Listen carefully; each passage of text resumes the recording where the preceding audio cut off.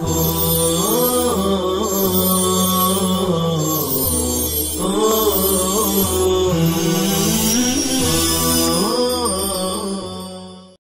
اللہ الرحمن الرحیم الحمدللہ رب العالمین الحمدللہ حمدا کثیرا طیبا مبارکا فیہ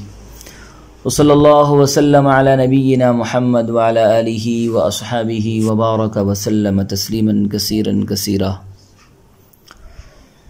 النافلۃ فی البیت، گھر میں نفل نماز پڑھنا۔ فی نفسہ، نفل نماز کی بڑی اہمیت ہے۔ اس سے اللہ رب العزت کا قرب حاصل ہوتا ہے اور فرائض و واجبات میں ہونے والا نقصان اور کمی، ہونے والے نقصان کی اور ہونے والی کمی کی اس سے تلافی کی جاتی ہے۔ البتہ اس بات کا خیال رہے کہ نوافل کا اہتمام اپنے گھر میں ہو، جیسا کہ رسول اللہ صلی اللہ علیہ وسلم نے فرمایا، انسان کی افضل ترین نماز وہ ہے جو وہ اپنے گھر میں پڑھے، سوائے فرائض کے، فرض نمازوں کے علاوہ دیگر تمام نوافل سنن اسے اپنے گھروں میں پڑھنے کا اہتمام کرے۔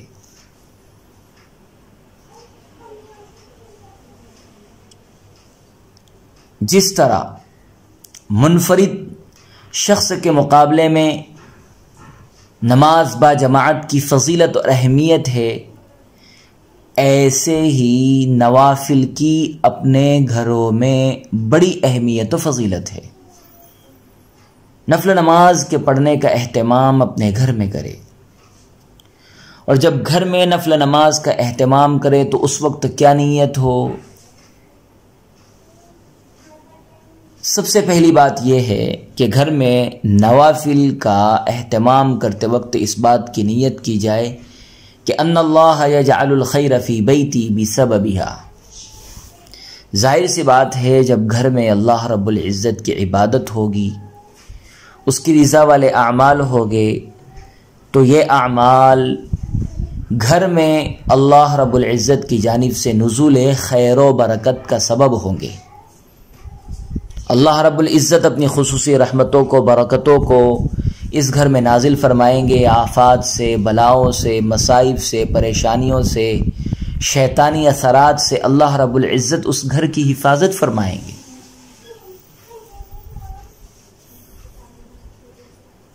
دوسری بات یہ ہے کہ بندہ گھر سے نکلتے وقت اور گھر میں داخل ہوتے وقت اگر دو گانا نماز کا اہتمام کرے تو اللہ رب العزت اس کے اس عمل سے اسے اندرونی اور بیرونی تمام مصائب، تکالیف، پریشانیوں سے اور ہر طرح کے شر سے اللہ رب العزت اسے محفوظ فرما لے گے۔ اسی لیے جتنی بھی نفل نمازیں ہیں، تہجد، اشراق، چاشت، اوابین، انسان کو اور بندے کو چاہیے، بندے مومن کو چاہیے کہ وہ ان نوافل کا اہتمام اپنے گھروں میں ہی کرے۔ نماز چاشت پڑھتے وقت کن امور کی نیت کرے؟ العمل بوصیت النبی صلی اللہ علیہ وسلم، اللہ رب العزت کی وصیت پر عمل کرنے کی نیت۔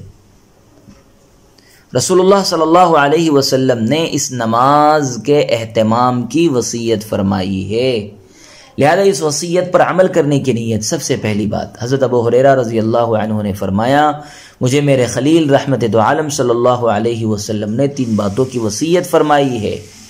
کہ میں مرتے دم تک انہیں نہ چھوڑوں۔ نمبر 1، ہر مہینے میں 3 روزے رکھنا، نماز چاشت پڑھنا اور سونے سے پہلے وتر پڑھ لینا۔ دوسری نیت، بندے پر دن بھر میں ہر عضو کی جانب سے صدقہ کرنا،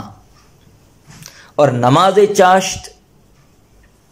360 اعضاء کے صدقے کے لیے کافی ہو جاتی ہے، جیسا کہ رسول اللہ صلی اللہ علیہ وسلم نے فرمایا، حضرت ابو ذر رضی اللہ تعالیٰ عنہ بیان کرتے ہیں کہ حضور نبی کریم صلی اللہ علیہ وسلم نے فرمایا، جب کوئی شخص صبح اٹھتا ہے تو اس کے ہر جوڑ پر صدقہ واجب ہو جاتا ہے، اور اس کا ایک بار سبحان اللہ کہہ دینا صدقہ ہے، ایک بار الحمدللہ کہہ دینا صدقہ ہے، ایک بار لا الہ الا اللہ کہہ دینا صدقہ ہے، ایک بار اللہ اکبر کہہ دینا صدقہ ہے، کسی شخص کو نیکی کا حکم دینا صدقہ ہے، کسی کو برائی سے روک دینا صدقہ ہے، اور چاشت کی نماز پڑھ لینا ان تمام امور سے کفایت کر جاتا ہے۔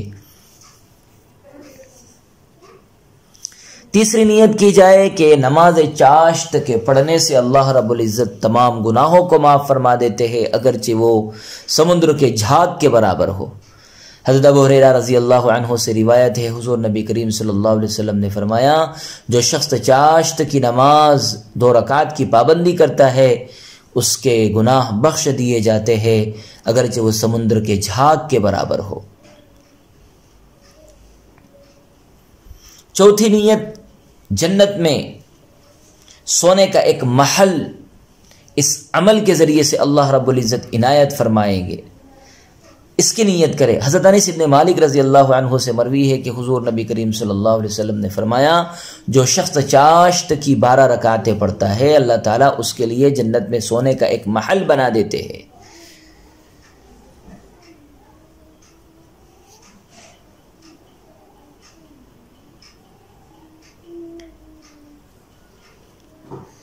پانچویں نیت اس بات کی کرے، اللہ رب العزت آسمانوں پر رحمت کے دروازے چاشت کی نماز کے وقت کھول دیتے ہیں، لہذا اس وقت اللہ کی رحمت کے دروازے کھلتے ہیں، لہذا ہماری جانب سے نیک اعمال اگر اس وقت اوپر اٹھائے جائیں تو ہمارے لیے بڑی نیک بختی اور سعادت مندی کی بات ہے، لہذا اس بات کی نیت کرے۔ حضرت عبداللہ ابن سائب بیان کرتے ہیں، حضور صلی اللہ علیہ وسلم زوال کے بعد ظہر سے پہلے 4 رکعتیں پڑھا کرتے تھے اور فرماتے، یہ وہ گھڑی ہے جس میں آسمانوں پر رحمت کے دروازے کھول دیے جاتے ہیں، اور میں پسند کرتا ہوں کہ اس گھڑی میں میرے نیک اعمال اوپر اٹھائے جائے۔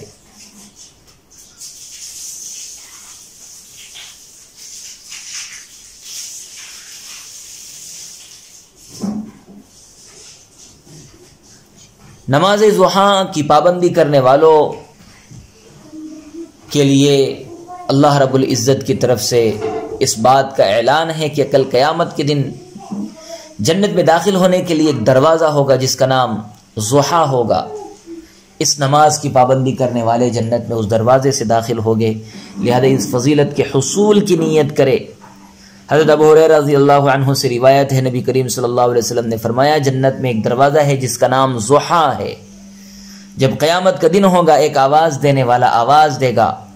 نماز ضحیٰ کی پابندی کرنے والوں کہاں ہوں؟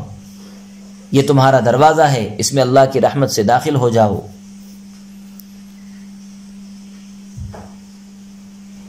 نیز نماز چاشت کی پابندی سے اور 4 رکعت پڑھنے سے اللہ رب العزت شروع دن سے لے کر آخر دن تک بندے کے لیے کافی ہو جاتے ہیں۔